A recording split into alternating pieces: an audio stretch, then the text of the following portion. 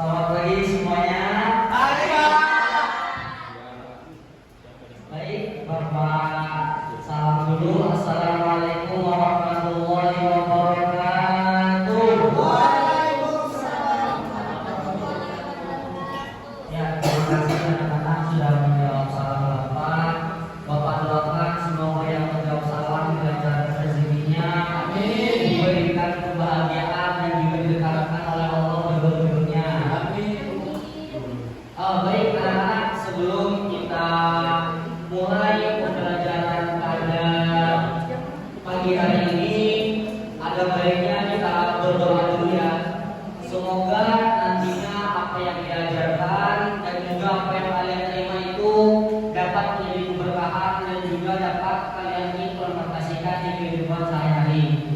Baik, ketua kelasnya mana ini? Oke, silakan. Finish. Baiknya teman-teman, sebelum kita bikin pelajaran, marilah kita berdoa. Doa di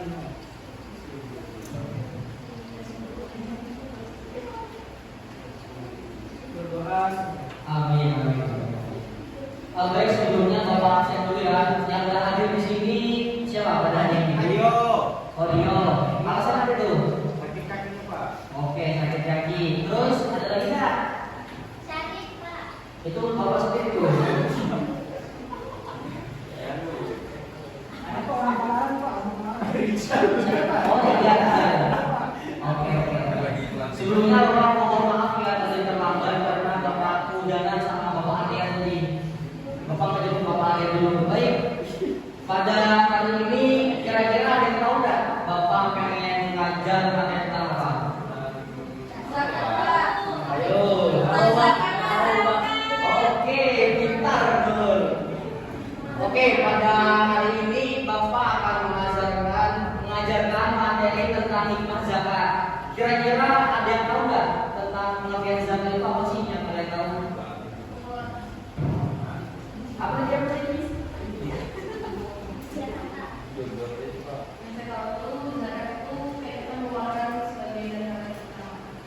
Nah, betul sekali. Ya, zakat itu pengertiannya adalah mengeluarkan sebagian harta kita berupa makanan pokok ataupun sesuatu yang dibutuhkan kepada orang yang berhak menerimanya. Di sini Bapak akan menjelaskan sedikit tentang hikmah zakat. Jadi hikmah zakat yang pertama itu adalah membersihkan harta dan jiwa. Membayar zakat akan menjauhkan kita dari sifat pikir, tamak atau rakus. Kira-kira ada yang tahu nggak maksud dari hikmah zakat yang pertama ini apa? Biar kita tidak pikir gitu. Selain itu apa? Sama nyumbang, jadi nggak pelit. Oke, kita. Nah, Bapak jelaskan sedikit ya. Jadi maksud hikmah zakat yang pertama ini adalah zakat itu sebagai pembersih harta bagi kita. Sebagaimana firman Allah dalam Quran surah At-Taubah menjelaskan bahwa sisanya zakat itu sebagai pembersih jiwa dan juga pembersih harta. Maka berdoalah kamu, niscaya Allah akan kabulkan doa kamu. Nah, ini juga kenapa hikmah zakat itu yang pertama adalah membersihkan harta dan jiwa. Dan juga ini merupakan perintah Allah, jadi nggak bisa kalian gugat lagi. Memang sudah perintah Allah. Kemudian yang nomor 2 itu ada membantu orang yang kesusahan atau kesulitan dari segi ekonomi. Kira-kira dia bisa ngejelasin nggak hikmah zakat yang kedua ini? Membantu orang. Ini kalau Zoom ya. Nah, Nggak bisa nempel. Ya. membantu orang yang kesusahan atau kesulitan dari segi ekonomi. Dari hijau nih. Membantu orang miskin makin miskin. Nah, jadi maksud dari hikmah zakat yang kedua itu adalah membantu orang yang kesusahan atau kesulitan dari segi ekonomi. Sebagaimana tujuan dari zakat itu adalah membantu orang kesusahan. Misalnya nih, pada saat malam takbiran kita kan pasti lihat tuh orang-orang yang pakai rumah membawa beras ataupun juga membawa uang-uang. Nah, itu salah satunya adalah untuk tujuannya itu untuk membantu orang yang kesusahan atau kesulitan dari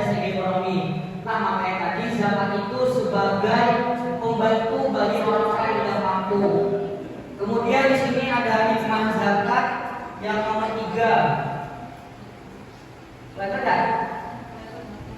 Nah, yang nomor 3 ini adalah mendorong manusia untuk berjiwa sosial dan peduli kepada sesama.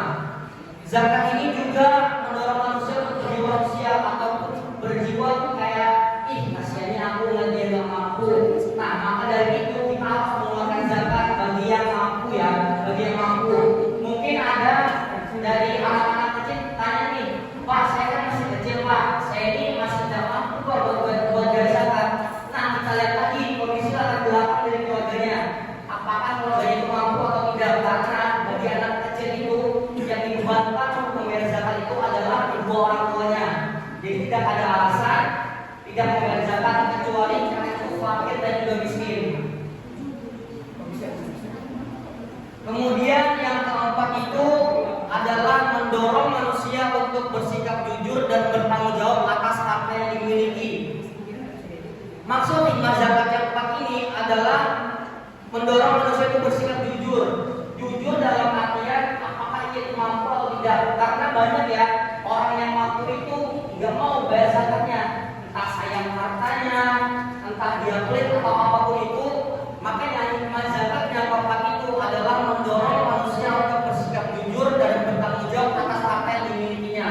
Karena yang kita tahu ya bahwasanya harta itu hanya dititipkan oleh Allah Subhanahu Wa Taala dan juga akan dipertanggungjawabkan di akhirat nanti. Makanya Bapak menyarankan ataupun mengingatkan kepada kalian, jika kalian mampu jangan sampai kalian itu enggak bayar zakat apapun alasannya. Karena kan sudah banyak lah teknologi sekarang ini kayak Basnas, pada ambil zakat itu kan membuka penerimaan zakat secara online. Jadi nggak ada alasan mau sesimpel apapun kalian, masih banyak lah cara untuk bayar zakat secara online dan juga maupun kalian datang ke masjid.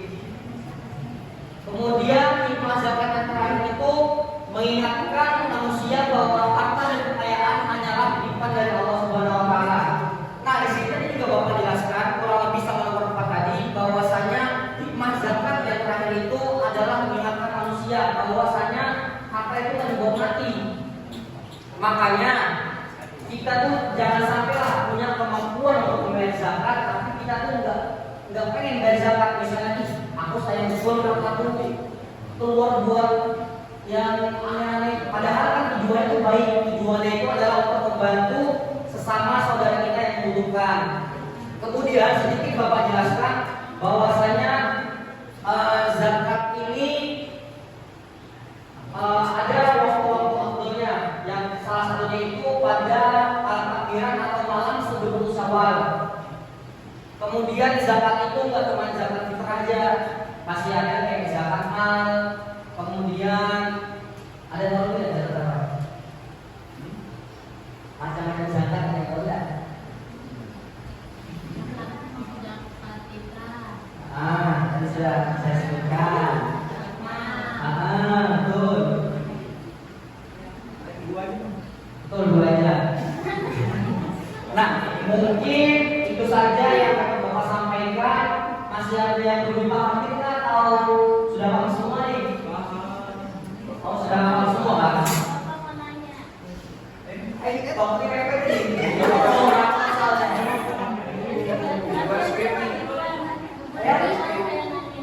oh ya, dua ini ya.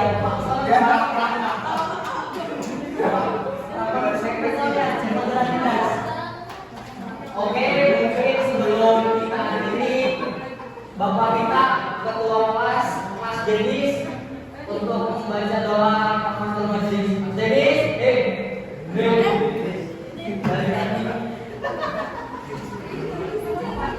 Tadi ada Pak sudah, Bapak mau dinas nih, ya baiklah teman-teman, karena pelajaran kita sudah habis, maka kita berdoa dengan membaca doa untuk majelis.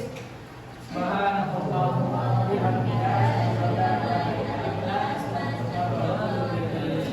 kasih Pak.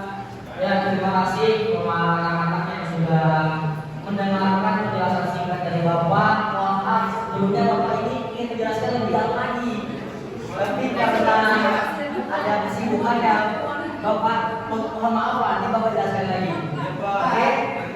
Oke, siap, teman. Kurang lebihnya Bapak akhiri. Wassalamualaikum warahmatullahi wabarakatuh.